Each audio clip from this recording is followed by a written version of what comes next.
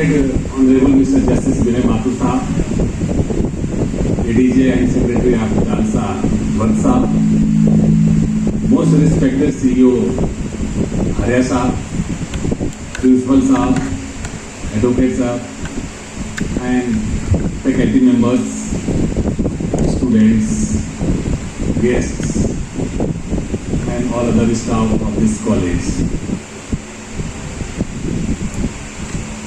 It is a very difficult task of any speaker to start to speak about any topic, and it is much more difficult for the other speaker after the first speaker, because the most of the speaker covered the entire aspects of the topic, and then it is very challenges for the others to speak apart from the first speaker what he has spoken. But I want to start about the topic Uniform Civil Code,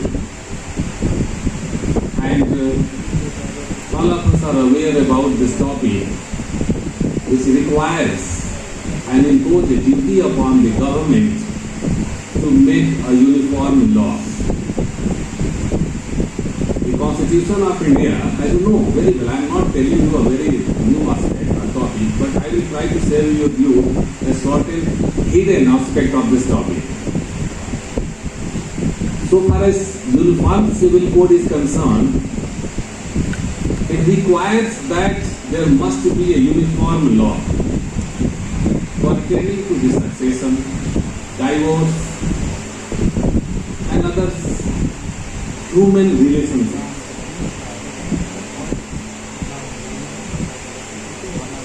And it was incorporated under Article 44 of the Constitution. And 44 is a part of the directive principle of the state policy. And this is not enforceable by law, but only it gives a direction to the state, guideline to the government to make a law on this particular topic. What happened before independence and what was going on about this topic in the Constituent Assembly, my focus is only towards the debate, what happened in the Constituent Assembly, how the founding fathers considered about the topic. Because nowadays, we are demanding that there must be a uniform civil code. Some community of the society who oppose that no, we should not have a common civil code. But what happened in the Constituent Assembly? How our forefathers considered about this topic? When it was incorporated in the Constitution of India, before Dr. Ambedkar, so many speakers, honorable members of the House shared their views, whether it should be or it should not be. For example, when it was being discussed on 23rd April 1949, and it was decided to have such provisions, but some members of the House, for example, Muhammad Ismail, Mr. Najiruddin, these are the honorable members who opposed to have a common civil code. Why they have opposed? They were treating that, they were speaking that the religion and the personal are interrelated, and the state should not interfere in the matter of personal law because it is a part of the religion.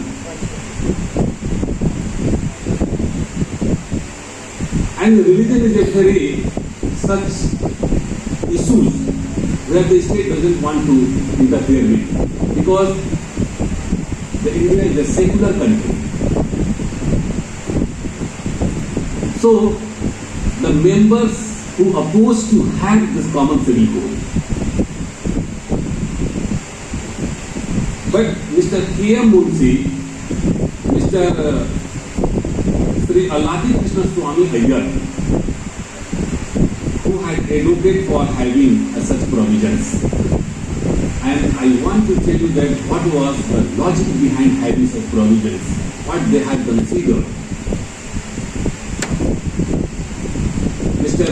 Iyer, Mr. Munshi, who was of opinion that the Britishers has made a criminal law, transfer of property act, contract act. These are the enactments which have been made by the Britishers, and it has been accepted by all of the communities. They have not opposed to have such type of law. So why they are opposing this law, Uniform Civil Code? Because Munshi said that what is the purpose of the Uniform Civil Code? The purpose of the Uniform Civil Code is to unite the nation, to have amity among the citizens of this country. This is the purpose. While the other members were saying that no, it would be against the amity. It would be dangerous to the amity because the government is going to interfere with the matter of religion, and the common civil code is a part of religion. So there was one issue, whether common civil code is a part of religion or not. So far as the matter of religion is concerned, it is the nexus between the God and the human being, where the matter is of the religion. And apart from religion, there is the issue of human relationship. So the founding members were arguing that the state or the government should interfere in the matter of human relationship, not in the matter of religion. And they wanted to bifurcate between the religion and the personal law. Other members were trying that personal law is a part of the religion, while Dr. Munshi and the others saying that no, it is not a part of the religion. And the human relations should be governed by the law. And this human relationship includes the common civil code. Dr. Munshi said in the House that most of the states who were governed by the Hindu law, where the Muslims were also living there, and they adopted these provisions. Simultaneously, 1937 Soviet Act was enacted and it was applied to the others. So I mean to say that there was a conflict in the House. Some members who opposed by saying that it is a part of the religion, but I want to tell you very frankly that Mr. Naziruddin, who said that we have to adopt this common civil code but not at once, we should wait, we should give time to adopt this common civil code. So he accepted that we should have a common civil code. But I want to tell you the opinion of Dr. Ambedkar, what he said in the House. He said that most of the countries who has adopted the common civil code, many of the countries,